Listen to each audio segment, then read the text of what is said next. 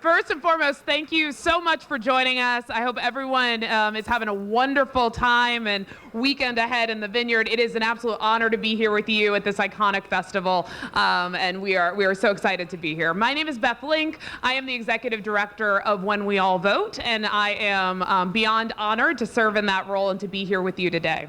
When We All Vote was founded in 2018 by the Michelle Obama, our forever First Lady, and we are on a mission to change culture around voting, and that work has never been more important, particularly this week as we celebrate and commemorate the 60th anniversary of the Voting Rights Act. Voters who registered with When We All Vote are more likely to cast their ballots. In 2024, I'm proud to share that 71% of the voters we registered turned out to vote. That surpassed the national average by 6 percentage points. And 83% of those voters were young, Black, and brown. Now, following the 2024 election, we are at a pivotal moment in our democracy. We know that civic engagement doesn't end at the ballot box. It's living in a system where the power of the people is greater than the people in power. We also know that if our voices weren't so powerful, they wouldn't be trying so hard to make sure Black voters are too confused, too tired, or too apathetic to vote in the more than 100,000 local elections that are happening across the country this year alone. So yes, we are in a pivotal moment.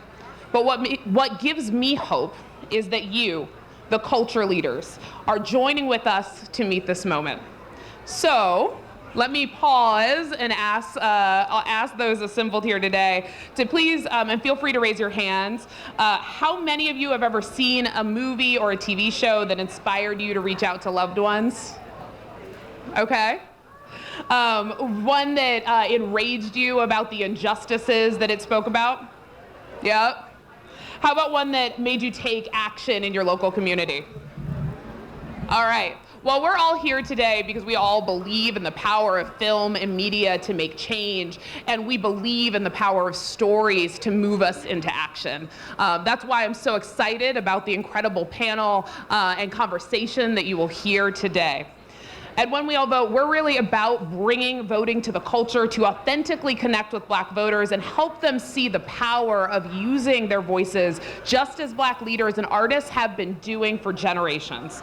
You may remember when Mrs. Obama made a guest appearance in an episode of Blackish in 2022, just ahead of the midterm elections. There, we effectively reached people to show that voting is an undeniable part of Black culture. So as you listen to the discussion ahead, and do we have some really incredible people to hear from, my ask of you is simple. Identify one thing that you can do this year to tell bold stories with When We All Vote. Is it texting your friends to make sure they're registered and ready to vote in their local elections? Is it hosting an event? Is it partnering with us to incorporate voting into a script?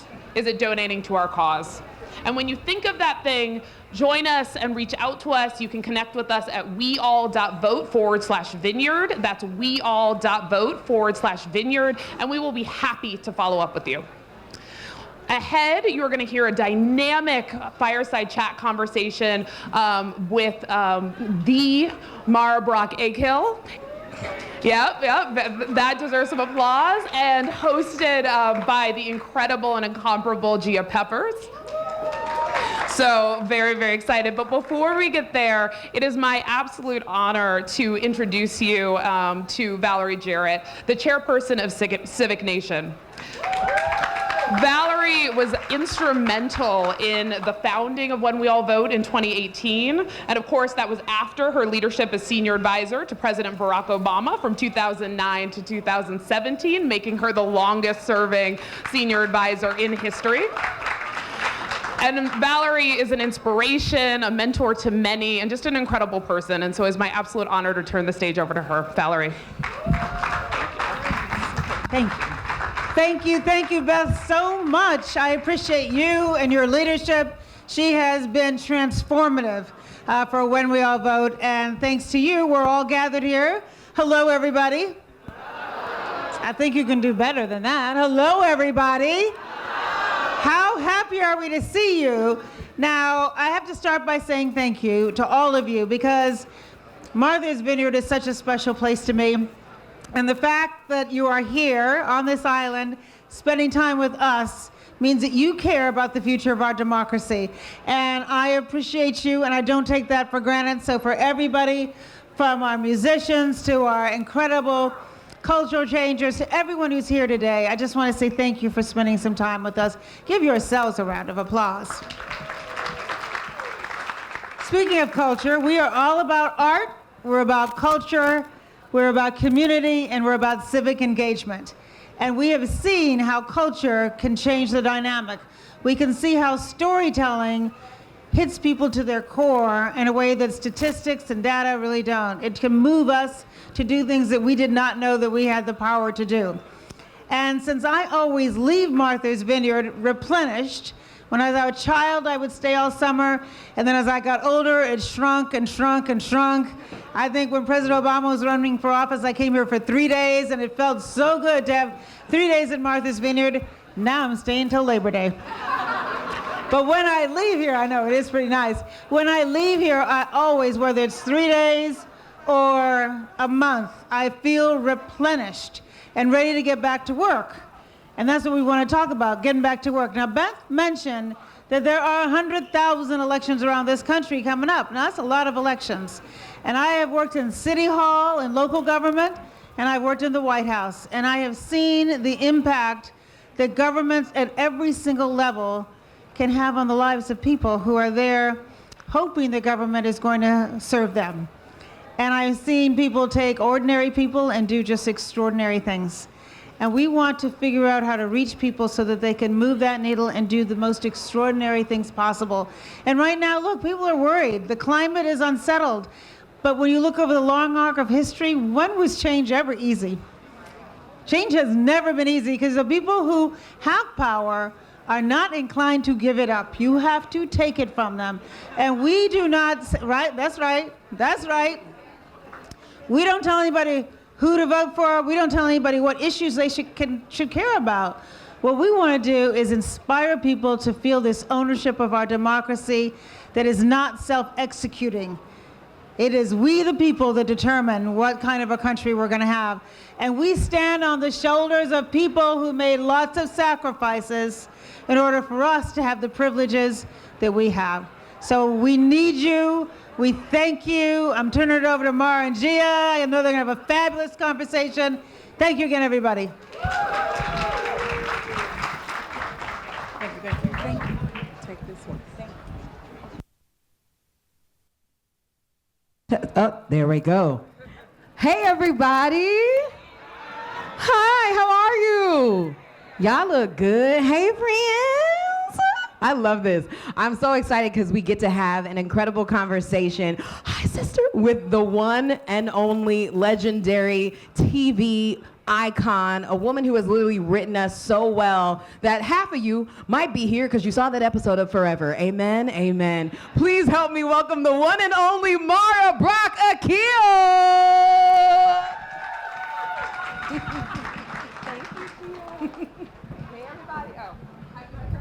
Is it on? Is her mic on? Test, test. Hello. Okay, Hello. We're good. Corey? Perfect.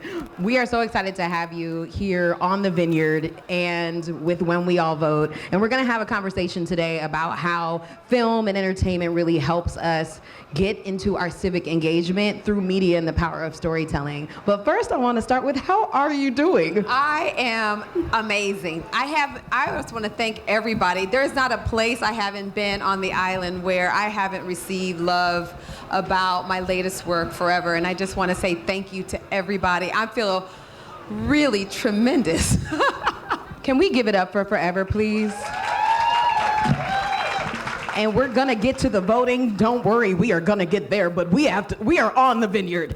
When you did that slow plan of Welcome to OB, I was like, okay, all right, because I grew up a Vineyard baby. So I was like, okay, let's see. I think Mara's gonna get it right. And by the end of the episode, I was in tears because you captured it so perfectly. Thank you. Think you're so welcome. I think the way that you were able to capture the safety that we feel as Black families, especially coming generationally, the house scenes with the aunties and the uncles dragging the babies and telling them to go get some more liquor. Like, it was literally, I was like, wow, not she was in my house. But it was so perfect. Why was it important for you to come to the Vineyard for an episode of Forever, especially because that is something that is not really in that part of the Forever franchise before? If you're going to tell a story about love, I reimagined Judy Blume's iconic book of 50 years ago, and it was my whole mission was to tell an epic and intimate love story within a love letter to Los Angeles, Black culture. And if you're going to do that, you have to go to the safest place I know, the most joyous place I know. And I didn't think of a better way for Justin and Keisha to sort of commemorate their forever memory here in Martha's Vineyard. Yeah, make some noise for that. Yes. That's amazing. And I think you captured that teenage love story so beautifully. But just like, my children learned how to ride their bike here. My children, they've got their first taste of independence walking up and down Circuit Avenue. This is a safe place for the rite of passage and for the places for us to restore and rest and for our children to understand what freedom is while we fight for it outside of these 1 to 2 to 3, 4 weeks that we get to be here. Yeah, that's a really beautiful point. I always look at the Vineyard as like that little taste of what the American dream should feel like for us. What humanity should feel like. Exactly. I think when I come here, I feel connected. I feel peace in my nervous system. And I think that is revolutionary to know the difference between when you are high strung, when you are just holding it together, and what your body feels like when it is at peace and your nervous system is in alignment. And that comes many different ways. The food we eat on the island is often very fresh and wonderful. Our gatherings, our joy, our laughter. I mean, sometimes on the island, we only see each other for a quick 5 minutes, but just to see someone and see that they're doing well, that they're here, that they're alive. How revolutionary is that?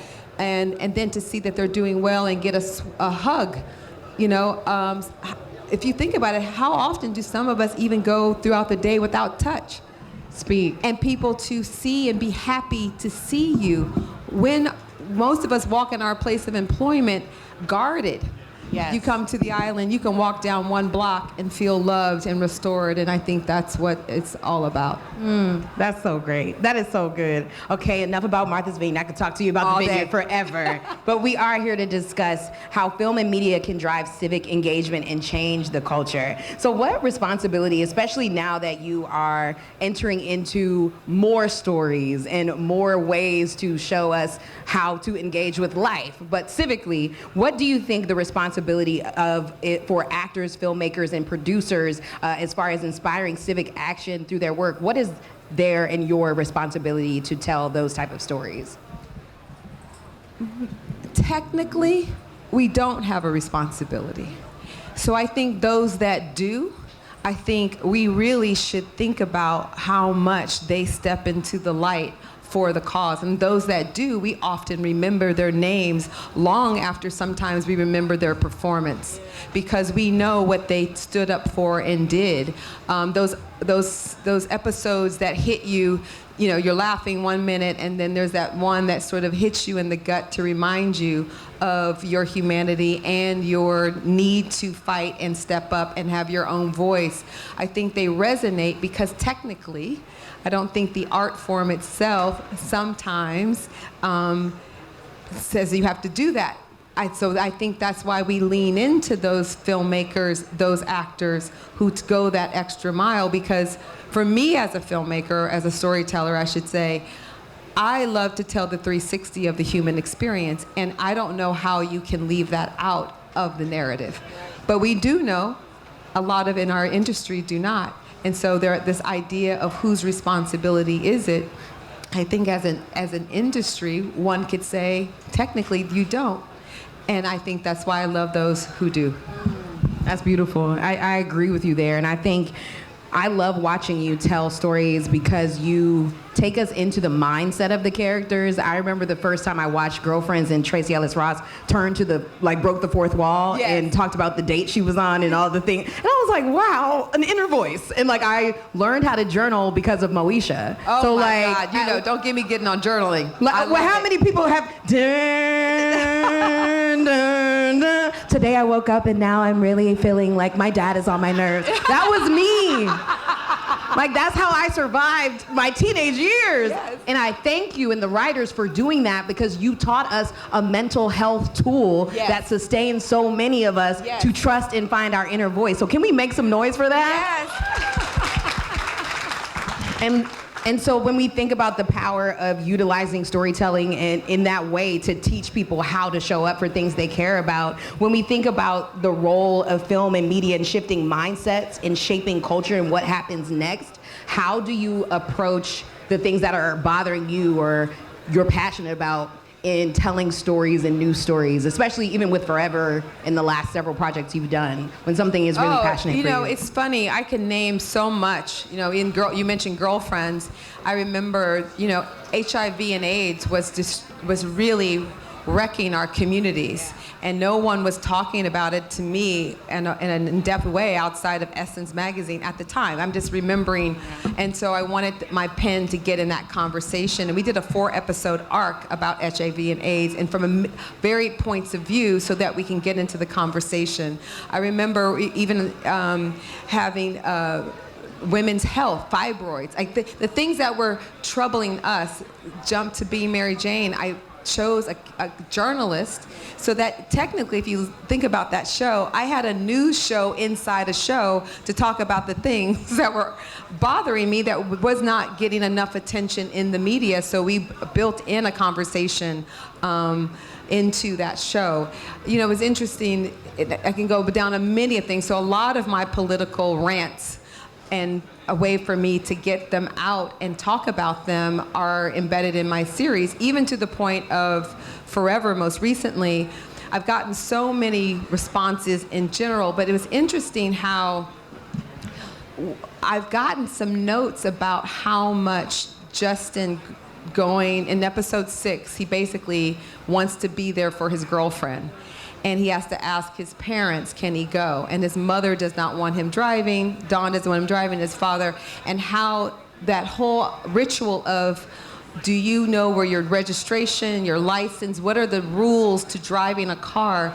I've gotten so many reactions from a varied backgrounds, mostly white, who are telling me, I didn't understand it until I saw it in that moment. I didn't understand. Are you telling me that's what you have to do? Is that what you tell your boys? And you were like, yeah. This is what we're trying to talk about when you talk about those images start to shift. Those moments start to shift. The scene was not about that. The scene was a boy trying to get to a girl. But all that it takes to be black in America just to fall in love and act on it.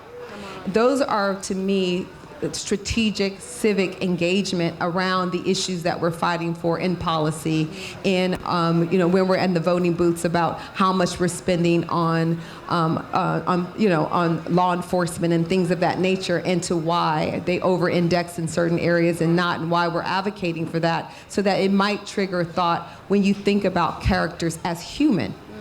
When you have even the fact of choosing neurodivergency on the character, that is a universal issue that's not particular to black families, but it certainly is an opportunity to connect the dots about our humanity and the things we should be thinking about, the type of health care we need, the kind of support families need, the kind of support we need in our educational system, and to even maybe think differently about it as we as they destroy it. But okay, but tell it.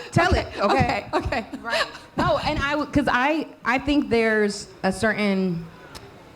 time right now that the creative industry is in that it's frightening. The whole world, it's terrifying. But the creative industry, I've seen a lot of folks who like had projects that were greenlit that are no longer, going to the next step because the funding was pulled. The public sentiment has changed around Black stories and the support of Black stories in some spaces. When you think about what you would tell the next generation of filmmakers, television creatives, producers, writers, screenwriters about the work, the civic engagement part, the duty, the responsibility or non-responsibility to share these type of truths in their work, even in this moment, what would you say? Well, it's interesting. You do it anyway if that's what you believe. For instance, I just got my Netflix deal, my big Netflix deal. Hold up, start that again, say it loud. 4 years ago, I had a huge Netflix deal. So what was interesting is literally the first week of my orientation, George Floyd was murdered. Wow. And in that moment, you have to ask yourself, how do we lead our family? Do we make the signs and go down to the protests during COVID? And I meditated on it, and I heard God's voice say, you fight where you stand. And though I know Netflix did not give me that deal to go do a documentary, it was important to me that I wanted to tell that story. Dr. Ibrahim X. Kendi's book, Stamped from the Beginning, I pitched to be essentially the next Roots, and I wanted to do it at the quality level of, say, The Crown.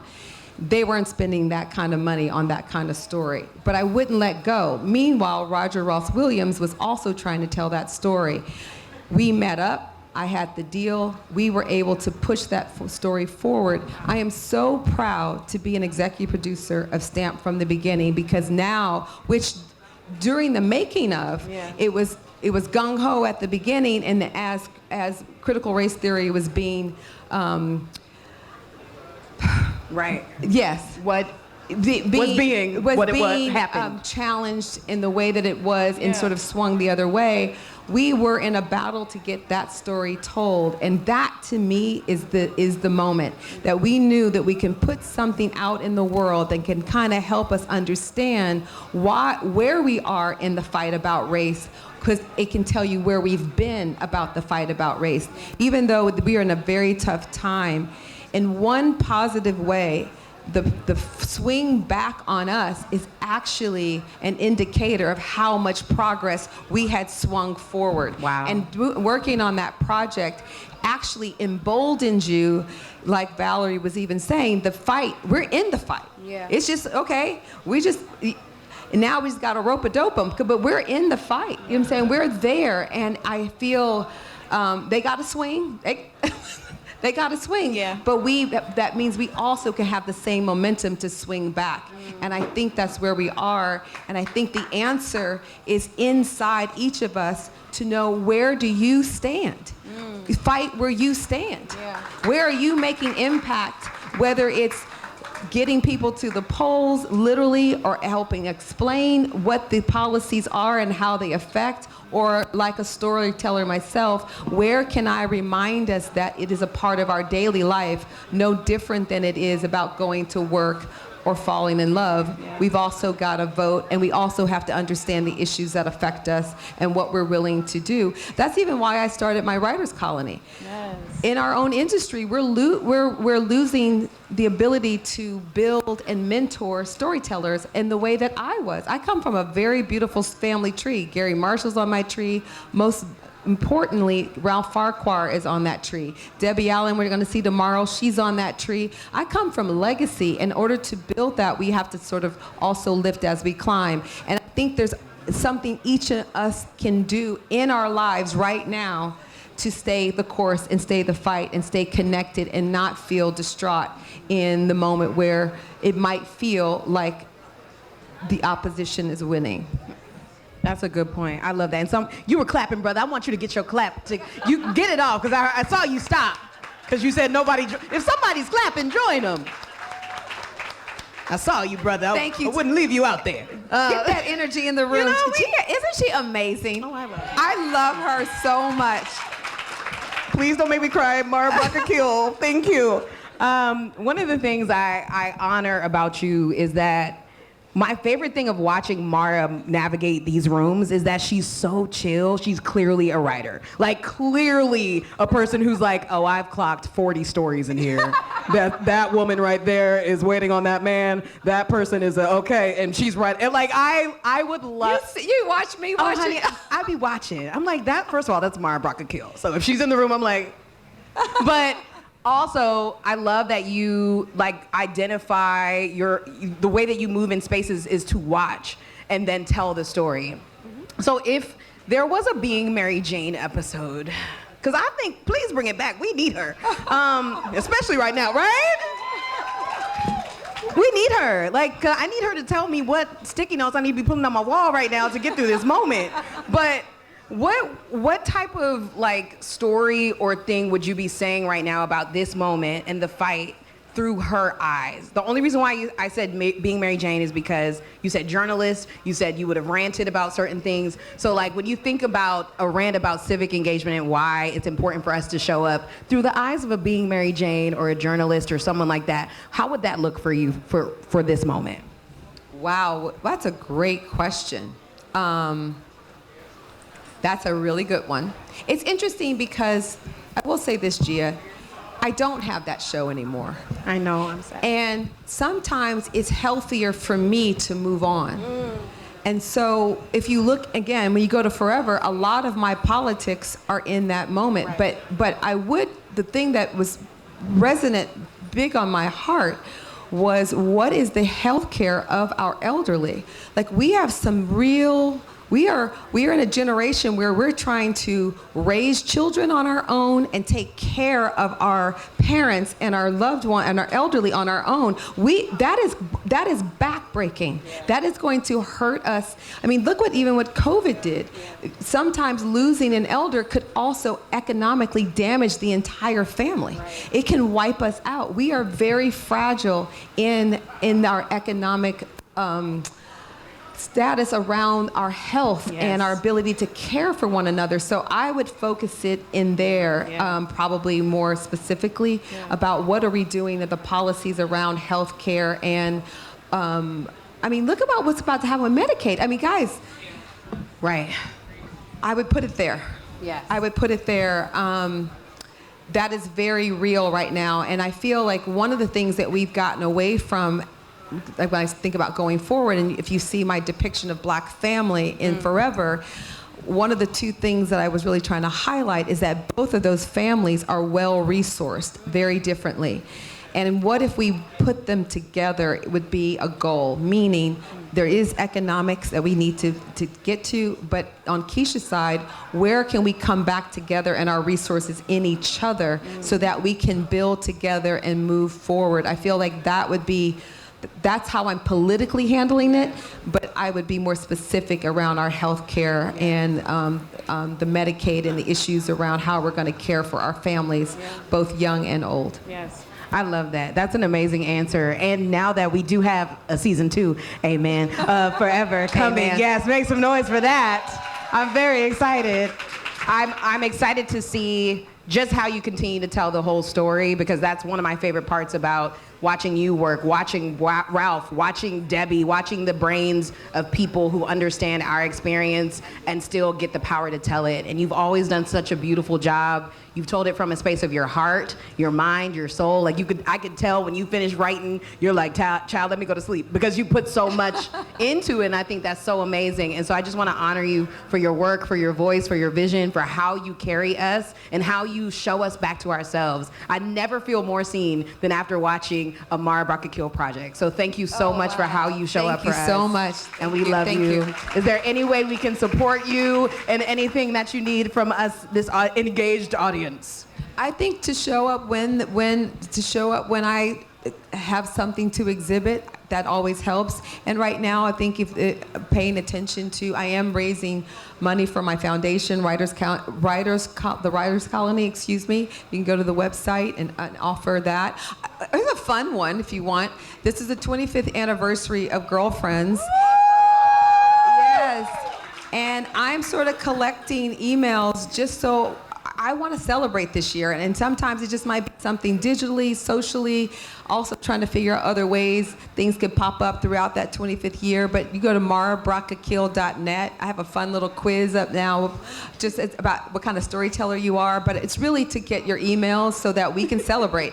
Because I'll be honest, a lot of times I'm always having to wait on someone. I'm not interested in waiting anymore, and I think I can do something. I don't, if you know, whether you have the biggest party of them all or not, I still want to celebrate, and that's what I can do. So marabrockakil.net, go to my website, Writers Colony, to help support the next generation of writers, and watch whatever I got coming out. Period. We will. And one of the ways we can celebrate and vote. We can show up to the polls on these 100,000 elections. Yes. Gotcha. Yes. And vote. And vote. But also, we could, like, you know, do a little fun. We want a girlfriend's movie.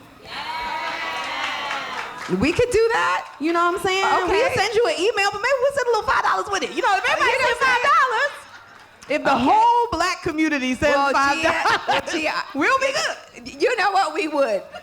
If the whole black If every black person, if said the $5, got 5 on it. We'll do a got 5 on it. No, but we do honor you and we love you. And we thank you so much for being here. One more time for Mara Brock-Akil. Thank you. And head to When We All Vote. Oh, Beth is coming back. Make some more noise for Beth. Yes. Thank you so much, Gia. Oh, there we go. Hi, everyone. Thank you so much. Can I get another round of applause for Gia and Mara? Absolutely incredible, and we couldn't do the incredible work that we do without our incredible ambassadors. So thank you, Gia. Thank you, Mara, for the incredible work that you provide to and service and culture leading that you do in your individual work. It is amazing, and we appreciate you working alongside us and serving alongside us, so thank you. I just want to say thank you. The food continues to be open. We are really excited to be joined by DJ Mars, who's going to set the tone and the vibe for the rest of the afternoon. And if you are empowered by the conversation that you heard today about leading with authenticity, leading with story, join us. We'd love to talk about how to partner and how to engage. weall.vote/Vineyard. And now I will turn it to DJ Mars, and we will have a great rest of the evening. Have a good one.